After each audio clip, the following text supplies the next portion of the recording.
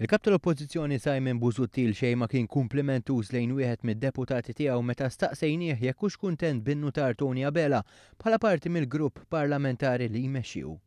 Staqsejna dwar dan il-Busuttil fid-dawl ta' rapporti li l-kap tal-Oppożizzjoni falla milli jikkonvinċi lid-deputat Rabti biex ma jitfax in-nomina tiegħu biex jimla l-post li ħalla Battal Joe Kassar.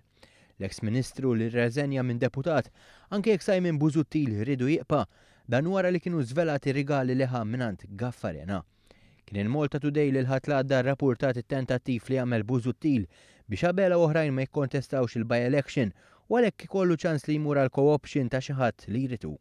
F'dan il-każ issemma l-avukat Joe Giglio. Iżdek dawn ir-rapporti jkunu konfermati jidher li Abela għamel fattih għalhekk staqsejna lil Simon Busuttil dwar dan. Dwar Tony Abela kuntent bih fil-Parlament? Tony Abela saret by-election, ċek, u ġie elettu. Xi trid nbiddel ir-regoli tad-demokrazija? Tiggarantixxi l-post tiegħu fil-Parlament ġifieri?